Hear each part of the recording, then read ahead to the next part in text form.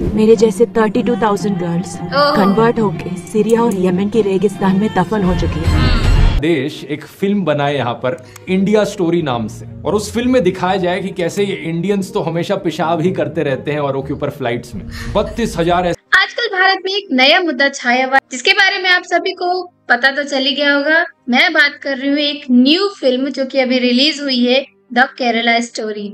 जी हाँ, तो हे hello family, नमस्ते, सत श्री अकाल, अस्सलाम वालेकुम। कैसे हैं आप? आई होप आप लोग बहुत अच्छे होंगे और अपने पेरेंट्स के ख्याल भी काफी अच्छे से रख रहे होंगे। आई विश कि आप और आपकी फैमिली हमेशा हेल्दी वेल्दी रहे और एंजॉय करे। इस तरीके की मूवी आजकल भारत में रिलीज हो चुकी है ना, वो सिर्फ और सिर्फ दंगा फसाद, एक दूसरे के बीच में इतना ज्यादा हेट पैदा करने का काम कर रहा है कि हम और आप सिर्फ इस चीज को एंटरटेनमेंट समझ रहे हैं या ये समझ रहे हैं कि ओहो कितना ज्यादा हुआ था बुरा, कितना ज्यादा बुरा हो रहा है या हो सकता है, लेकिन कोई भी इसके पीछे जो बहुत बड़ी साजिश चल रही है उसका पता नहीं लगा पा रहे हैं। इसके बारे में हम आखिरी में बात करेंगे। वैसे तो चलते हैं कि द केरला स्टोरी में आखिर है क्या। इस मूवी में ये बताया गया है कि जो उनके डायरेक्टर हैं उनको ऐसा लगता है और उन्होंने इस मूवी ये दिखाया है किस तरीके से केरला की 32,000 गर्ल्स को उठा करके उनको आईसीस में जा करके डाल दिया गया, उनको मार दिया गया, उनको इस्लाम धर्म में जबरदस्ती उनको कबूल करने के लिए बोला गया। आपको क्या लगता है कि जो ये मूवी बताई गई है, जिस बेस पे बताई गई है, क्या वो हकीकत है? इस वीडियो में तो पूरी बात यही करेंगे। इस वीडियो को जिन्होंने बहुत अच्छे तरीके से और जो हकीकत बताते हैं उनका नाम है, और वो मेरे one of the favourite creator हैं जिनका नाम ध्रुव राठी सर है। उन्होंने ही इस पूरी जानकारी दी है कि आखिर ये जो स्टोरी है, ये जो मूवी लाई गई है, इसमें कितनी हकीकत है, कितनी सच्चाई है और कितनी गलत इंफॉर्मेशन लोगों के दिमाग में डाली जा रही है।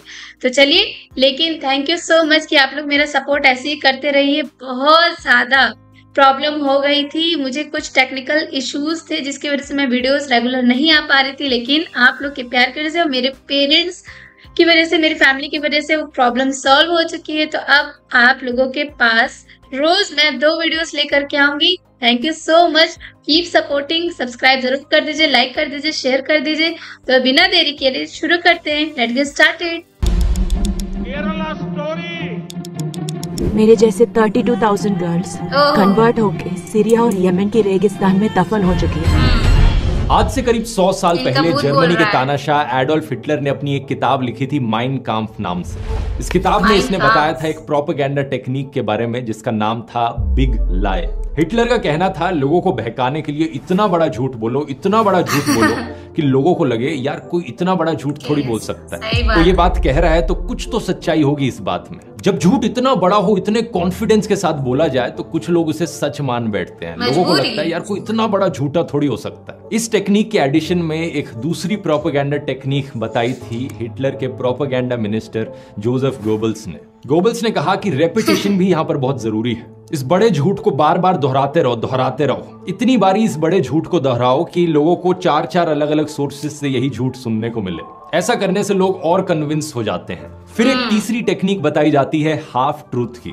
बीच बीच में अपनी बातों में आधा सच भी घोल दो, क्योंकि क्या है ना, कुछ लोग आज के दिन बिग लायर्स को बड़ी आसानी से पहचान लेते हैं। जब कोई कहता है कि अरे यार कोई इतना बड़ा झूठ थोड़ी ना बोलेगा, लोग कहते हैं भाई तुझे पता नहीं है कितना बड़ा फेंकू है, ये इतनी लंबी फेंकता है जितनी दूर नीरज चोपड़ा का जेवलिन भी नहीं जाएगा। तो जो लोग इन बड़े झूठ से कन्विंस ना हो उनके लिए ये हाफ ट्रूथ। मैं क्यों बताने लग रहा हूं आपको ये सारी प्रोपेगेंडा टेक्निक्स, क्योंकि आज आप इस वीडियो में देखोगे कि कैसे इन तीनों टेक्निक्स का इस्तेमाल किया गया है लोगों को बहकाने के लिए। द केरला स्टोरी फिल्म के डायरेक्टर सुदीप्तो सेन से पूछा गया कि ये फिल्म कौन सी सच्ची घटनाओं से इंस्पायर्ड है। इन्होंने कई चीजें कही यहाँ पर। पहला इन्होंने कहा साल 2010 में केरला के जो फॉर्मर चीफ मिनिस्टर थे ओमन चांडी, उन्होंने एक स्टेटमेंट दी थी केरला की असेंबली में। क्या? आप इस स्टेटमेंट को गूगल कर सकते हो और कुछ एक इंडिया टुडे की रिपोर्ट सामने आती है। 2500 औरतें, इस्लाम, केरला, ओमन चांडी, बात तो सही है। फिर कहा गया कि एक और former chief minister of Kerala VS Achuthanandan ने एक समय पर कहा था कि केरला अगले 20 सालों में इस्लामिक स्टेट बनने वाला है। आप इस चीज को गूगल पे सर्च करते हो और आपको यूट्यूब या ट्विटर पे वीडियो दिखता है, आपको लगता है यार हाँ ये बात भी सही है। फिर फिल्म के टीजर में दिखाया जाता है एक लड़की कहती है कि मैं फातिमा हूँ और मैं अफगानिस्तान की जेल में हूँ। आप इस चीज को गूगल पे सर्च करते हो और द हिंदू का एक न्यूज आर्टिकल दिखता है, फातिमा, अफगानिस्तान की जेल, इस्लामिक स्टेट। ये चीज भी सही है। यही सारी चीजें दोस्तों एक बढ़िया एग्जाम्पल है हाफ ट्रूथ का। ज्यादा ज्यादातर लोग ऊपर ऊपर से हेडलाइंस पढ़ लेते हैं लेकिन डिटेल में नहीं जाते। पहले आर्टिकल की बात करते हैं, साल 2012 का ये इंडिया टुडे का आर्टिकल। केरला के फॉर्मर चीफ मिनिस्टर ओमन चांडी इन्फॉर्म करते हैं स्टेट लेजिस्लेचर को कि साल 2006 से 2012 के बीच में 2667 औरतों ने इस्लाम में कन्वर्ट किया। 6 सालों में करीब 2500 औरतों ने। लेकिन बात नोट करने वाली ये है कि क्या उन्होंने कभी भी फोर्स्ड कन्वर्जन शब्द का इस्तेमाल किया? उन्होंने कहा कि हम अपनी स्टेट में कोई फोर्स्ड कन्वर्जन्स नहीं होने देंगे और ना ही हम मुसलमानों के खिलाफ हेट कैंपेन टॉलरेट करेंगे लव जिहाद के नाम पर। क्या यहाँ पर कहीं भी मेंशन किया गया कि कोई भी कन्वर्टेड औरत आईसिस को जाकर ज्वाइन कर रही है? बिल्कुल नहीं। दूसरी साइटेशन देखते हैं, former chief minister VS Achuthanandan का इंटरव्यू। ये केरला के चीफ मिनिस्टर रहे थे 2006 से लेकर 2011 के बीच में। जो वीडियो फैलाया जा रहा है उनका पुराने वाला, इसे सनशाइन पिक्चर्स ने अपलोड किया था, सेम कंपनी जिसने फिल्म बनाई है। सबसे पहली चीज तो इन्होंने इंग्लिश सबटाइटल्स के साथ छेड़छाड़ करी। जो शब्द उनके द्वारा बोले जा रहे हैं और जो सबटाइटल्स यहाँ लिखे जा रहे हैं वो सही नहीं है। दूसरी चीज, यहाँ पर वीएस अच्युतानंदन एक्चुअली में पीएफआई को स्ट्रांगली क्रिटिसाइज कर रहे थे, ये कहते हुए कि वो और धर्मों के यूथ को इन्फ्लुएंस करने की कोशिश कर रहे हैं, जबरदस्ती पैसे देकर उनकी मुसलमान औरतों से शादी कराकर। यहाँ पर भी आईसिस का कोई मेंशन नहीं है। दूसरी चीज, स्टेटमेंट को दिए हुए 13 साल हो चुके हैं। केरला आज भी उतना ही सेफ सेक्युलर स्टेट है जितना 13 साल पहले था। अब अगले आर्टिकल को देखते हैं, जून 2021 का आर्टिकल। यह आर्टिकल बात करता है 4 केरला की औरतों के बारे में जो अपने हस्बैंड्स के साथ अफगानिस्तान गई Islamic state of Khorasan province join करने 2016 से 18 के बीच में। इनके हस्बैंड्स अलग अलग हमलों में मारे गए। इनके नाम है निमिशा आलियास फातिमा ईसा, Sonia Sebastian आलियास Ayesha, marine Jacob आलियास Maryam और रफीला। अगर हम एनआईए की 2016 की लिस्ट देखें of 20 most wanted Indians in Islamic states, तो इन 4 औरतों के नाम यहाँ भी दिखते हैं। इनके अलावा 2 और औरतें हैं, अजमाला और शमासिया। इन दोनों के हस्बैंड्स कजन्स थे और इन 6 औरतों के हस्बैंड्स यहाँ आप फोटो में देख सकते हैं। इन 6 औरतों में से 3 ऑलरेडी मुस्लिम थी, 2 ने कन्वर्ट किया क्रिश्चियनिटी से इस्लाम में और 1 ने कन्वर्ट किया हिंदुइज्म से इस्लाम में। तो सिर्फ एक ही औरत यहाँ पर ओरिजिनली हिंदू थी जिसका नाम था निमिशा नायर। क्या निमिशा नायर को यहाँ पर एक मुसलमान आदमी ने लव जिहाद के शिकार में फंसा दिया? इसका जवाब जानने के लिए हम देखते हैं निमिशा के हस्बैंड कौन है। ईजा। ईजा एक ऐसा बंदा है जो खुद क्रिश्चियनिटी से कन्वर्ट किया था इस्लाम में। उसका पुराना नाम था बेक्सन विंसेंट। बेक्सन का भाई बेस्टिन भी कन्वर्ट किया था क्रिश्चियनिटी से इस्लाम में और वो भी एक और, इन 4 में से एक और औरत का हस्बैंड था। तो दोनों भाई और उनकी दोनों बीवियां सारे कन्वर्ट्स, सारे ब्रेन वॉश्ड। हाल ही में इंडियन सरकार ने इन 4 औरतों को वापस इंडिया आने से रिजेक्ट कर दिया था।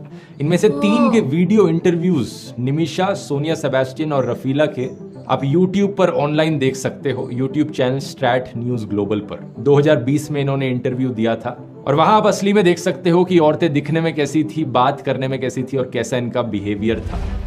When there was a Khilafah, when I was a Mamun, I was happy at that time. So I can never say that Khilafah was wrong. What I did was wrong. But I can't say that because I had a comfortable life there. इस video को देखने के बाद कोई भी देख सकता है कि औरतें अभी भी कितनी ब्रेन वॉश्ड और रेडिकलाइज्ड हैं। लेकिन द केरला स्टोरी फिल्म की जो मेन कैरेक्टर है कॉन्स्टेंटली वो सिंपैथी इवोक करने की कोशिश करती हैं। फिल्म में जितना बेचारा और इनोसेंट करके दिखाया गया है इन औरतों को, ये इनोसेंस असल जिंदगी के वीडियोस में शायद ही झलकती है। मैं आपसे पूछना चाहता हूं, क्या आपके अंदर सिंपैथी होगी इन रियल लाइफ औरतों के लिए या फिर आप इन्हें ब्रेन वॉश बेवकूफ कहोगे? क्या आप चाहोगे कि अफगानिस्तान की जेल में ही पड़ी रहे या फिर इंडियन सरकार इन्हें इंडिया में वापस लाए और इंडियन जेल में डाले? ये सवाल मैं आप पर छोड़ता हूं, नीचे कमेंट्स में लिखकर बता सकते हैं आपकी राय क्या है। स्ट्रैटेजिक न्यूज ग्लोबल रिपोर्ट हमें बताती है कि एनआईए की 2016 की चार्जशीट में जिन 20 लोगों को मेंशन किया गया है वो लोग एक दूसरे से काफी इंटरकनेक्टेड थे जब रेडिकलाइजेशन की बात करी जाती है। तो इनमें से 17 लोग सिर्फ एक सिंगल डिस्ट्रिक्ट से आते थे, केरला में कासरगोड जिले से। 2020 की एक हिंदुस्तान टाइम्स की रिपोर्ट ने बताया कि कुछ और ने बाद में ज्वाइन किया, तो टोटल 22 लोग एक्चुअली में कासरगोड से थे। 2016 का इंडिया टुडे का आर्टिकल बताता है कि एक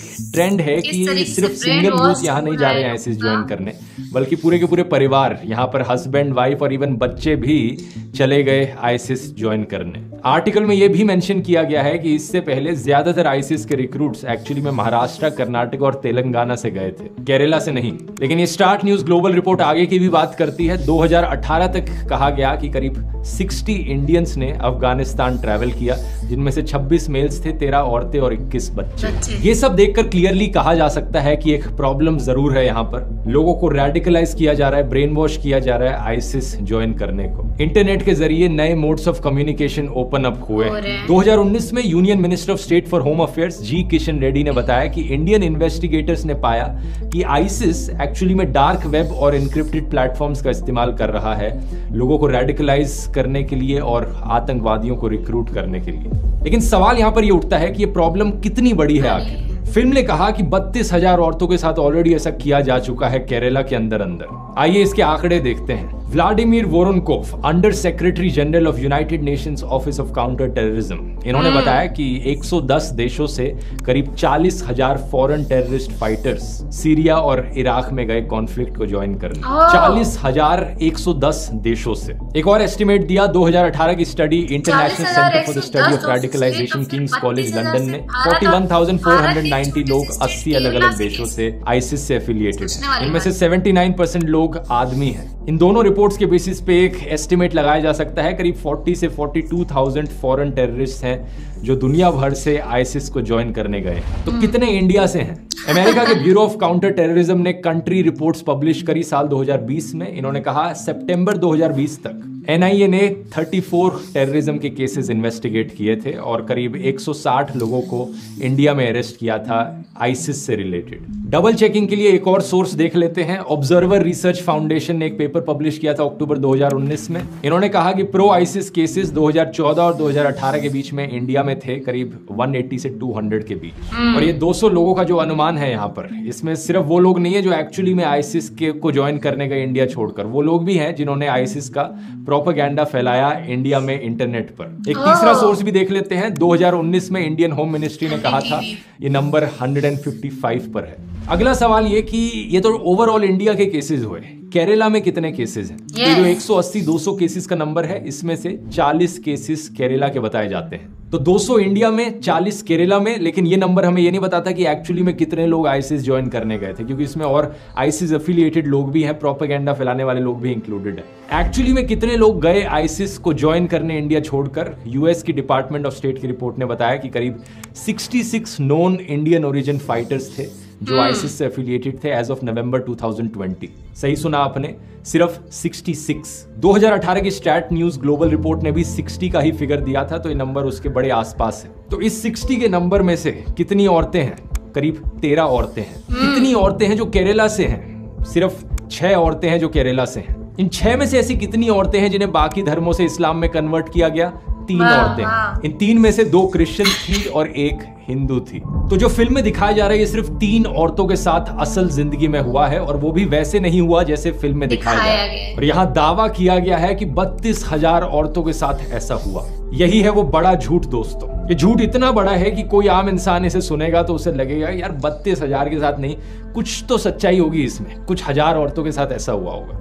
कुछ हजार नहीं तो चलो कुछ 100 औरतों के साथ ऐसा हुआ होगा। नहीं, सिर्फ 3 के साथ। अब आप में से कुछ लोग कहेंगे यार 32,000 हो या 3 हो क्या फर्क पड़ता है, कहानी तो वही है ना। इसमें प्रॉब्लम क्या है? कई प्रॉब्लम्स हैं। पहला तो ये कि अगर 32,000 की जगह 3 का नंबर इस्तेमाल किया जाता है तो फिल्म का पूरा कॉन्सेप्ट ही फेल हो जाता है। ये कहना कि यहाँ पर एक खुफिया लव जिहाद की कंस्पिरेसी चल रही है, लड़कियों को फोर्सिबली कन्वर्ट करने की और उन्हें आईसिस भेजने की, और इस कंस्पिरेसी का नतीजा सिर्फ 3 औरतें निकली, तो इसका मतलब ये इंडिविजुअल केसेस हैं, यहाँ पर कोई कंस्पिरेसी नहीं हो रही है। दूसरा, इस लेवल तक जनरलाइज करना चीजों को और एग्जैजरेट करना एक बहुत ही बेवकूफी वाली चीज है। यही चीज अगर किसी और इंसिडेंट के साथ करी जाए तो आप कहोगे कि क्या बकवास है ये। एग्जाम्पल से समझाता हूँ। पिछले कुछ महीनों में हमें ऐसे 3 केसेस देखने को मिले हैं जहां पर किसी इंडियन सिटीजन ने चलती हुई फ्लाइट के अंदर किसी और पैसेंजर के ऊपर पेशाब कर दिया। अब इमेजिन करो कोई अमेरिका या जापान जैसा देश एक फिल्म बनाए यहाँ पर इंडिया स्टोरी नाम से, और उस फिल्म में दिखाया जाए कि कैसे ये इंडियंस तो हमेशा पेशाब ही करते रहते हैं औरों के ऊपर फ्लाइट्स में।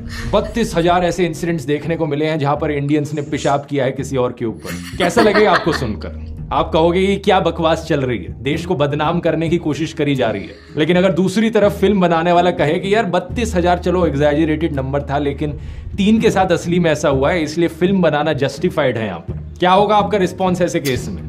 कोई सेंस है इस बात? इसी तरीके से दोस्तों 3 लोगों के इंडिविजुअल केसेस को लेकर पूरी केरला स्टेट को बदनाम किया जा रहा है। इस चीज को लेकर जब फिल्म के डायरेक्टर से सवाल किया गया, पूछा गया कि भाई सोर्स क्या है आपके इस नंबर का, तो वो सवालों से भागते रहे। ऑल्ट न्यूज से बात करते वक्त उन्होंने कहा कि जब फिल्म रिलीज हो जाएगी तब मैं अपना डेटा बताऊंगा कि किस डेटा के आधार पर मैंने 32,000 बोला था। द क्विंट को इन्होंने कहा कि ऐसे सवाल पूछने से कोई फर्क नहीं पड़ता, इट इज वेरी क्लिशेड। जब फिल्म की स्क्रीनिंग हुई जेएनयू में तो इन्होंने कहा कि 32,000 वाला नंबर एक आर्बिट्रेरी नंबर था, और जब बात कोर्ट में पहुंची तो इन्होंने फिल्म के डिस्क्रिप्शन से 32,000 वाला नंबर ही हटा दिया और 3 नंबर डाल दिया। सच बात तो यह है दोस्तों कि इन 3 औरतों की ये कहानी भी सुनाने लायक है, अगर ये कहानी सुनाई जाती बिना झूठ और प्रोपेगेंडा के।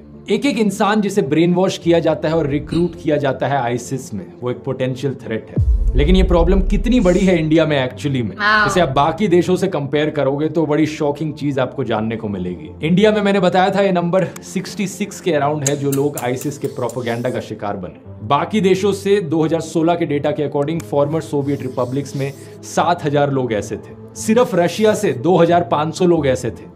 फ्रांस में 1,700 लोग, जर्मनी में 760 लोग, यूके का नंबर भी 700 के अराउंड था। ये जो सारे देश हैं, इन सारे देशों की पॉपुलेशन इंडिया से कहीं ज्यादा कम है, लेकिन जो लोग आईसिस का शिकार बने वो इन देशों में कहीं ज्यादा है। और यहाँ पर यह चीज भी नोट करने वाली है कि इंडिया में 3rd लार्जेस्ट मुस्लिम पॉपुलेशन है दुनिया में। तो फ्रांस, जर्मनी, यूके जैसे देशों के कंपैरिजन में ज्यादा मुस्लिम्स इंडिया में रहते हैं, लेकिन फिर भी कम आईसिस के रिक्रूट्स इंडिया से देखे गए। आप अगर यहाँ पर एक रेशियो देखो आईसिस रिक्रूट्स पर मिलियन पीपल, तो इंडिया में रेशियो 0.5 पर मिलियन है। फ्रांस में 36 गुना ज्यादा है, यानी 18 पर मिलियन।